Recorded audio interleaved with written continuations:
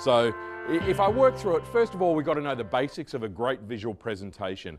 And to me, the basics of a great visual presentation are just literally captured in this slide. Simple images, simple use of font, okay, nice backgrounds. So you would have, you know, keeping your font style very simple and unified so that every page has the same font on it, and you'd have a headline font and maybe a text kind of font. You use images well that are appropriate, you know, like obviously a clock with the time and the dollar sign in it, there's a bit of an appropriateness of that kind of message. But also, again, how you use sometimes perhaps the bigger font to really drive home the message. There used to be all these things, and again, a lot of this stuff, Kylie, you cover this kind of stuff in your workshop about how there used to be some of the old rules about all the bullet points and this and that and all the other. To me these days, this is just to support you as a presenter. This is really just to make you look better. It is not the main show. You're the main show. You know, so you're the main attraction. If you're not, and your slideshow is, then you got problems, really, to be honest. The data projector blows up. To be honest, I wouldn't miss a beat. Wouldn't be as pretty, but you know, you're ready to keep going from that point of view. But that makes a nice impact, the best. You know, a guy holding a hamburger dressed like a waiter is very impacting. And this is again how you can utilize the size of font, the right kind of images. You know, again, the lady there, obviously with the realization, finding the right images to suit with the right backgrounds is really simple, and having lots of slides. Like my slide deck today is 220 slides. It's a lot of slides for a presentation or workshop, but because many of the messages are spread out over many slides. But again, you get the point, you know, what are the real problems, the can of worms? There's a logic around it. But to make that visual element work, it's kind of interesting, you know, from that point of view of the types of how you use the images, etc. Sometimes, you know, silly images, I don't know, I do all types of things there. But I just try to have a big image, simple message, nice background. But how do you get to that? How do you get all of the rabbits there? If you just get a rabbit shot, you can't just stick that in there because there probably isn't a shot that looks like that. So, what do we got to do? First of all, you've got to buy great images that can be deep etched. Does everyone know what deep etching is? Okay, that's a great image. Now, to deep etch it means that you cut it out from its background. So you have someone who, I'll talk to you in a second about that, who can deep etch it so that it no longer has a background. So what that means is you can then use that on various backgrounds. You've got much more flexibility and opportunity to do different things with it. So once you buy that image from someone like Shutterstock or iPhoto, there's piles of these kind of places, but you buy the image. Most presenters use free images. That's why most presentations look like crap and they all look the same. Everyone uses the same image. So for a presentation, I will spend often $100, $200 on images for that presentation.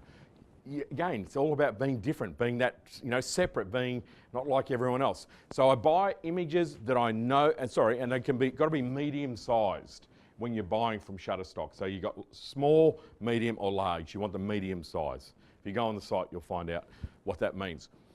So I buy images that I know can be deep etched that are also relevant and fun or whatever it might be that's, you know, works for me.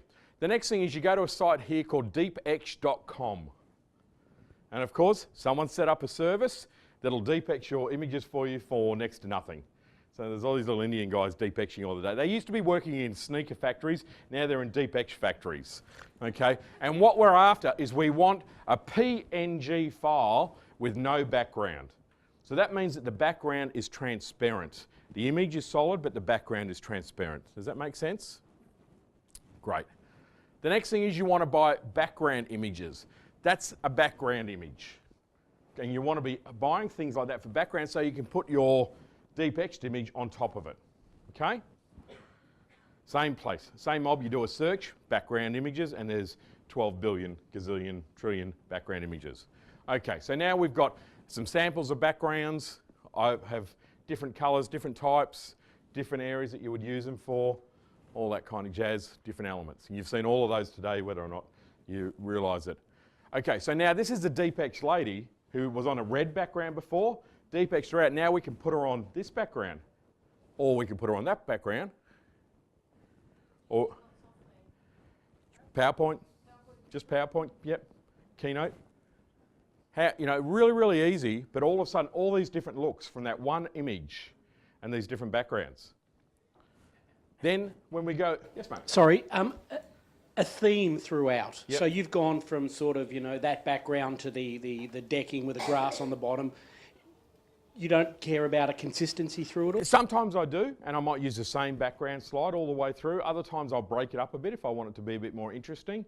I think the bigger pictures and the bigger backgrounds is a theme in its own right. But I think you can, sometimes I'll carry the same person in. Like you can buy a series of images. This lady with the curlers, there's 4 or 5 of those. You might have seen some of the other ones earlier on, and there's a couple more to come. I'll point them out. But you can use, the individual photo can be different. Or I'll use animals that are deep etched as a theme, or whatever it might be. I don't know what relevance they ever have, but I just kind of like animals. So. But there's no sort of rules anymore. No, you can do. No, I don't believe so. No, no, not from my perspective.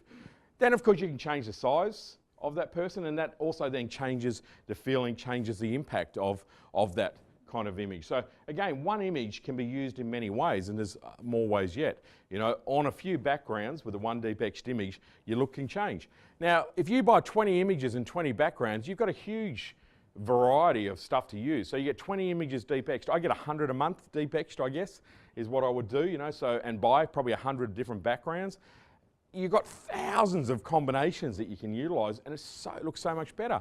Now this little meerkat kind of image, you know, this again just kind of shows a little bit of creative use. Now that's all the same image of the same rodent, you know, from that point of view, but just, you know, kind of utilise it a little bit differently, change the size, move them around a bit, be a little bit creative about where you're putting them, and rotating them, you know, turning them around is another great way of being able to do that kind of stuff.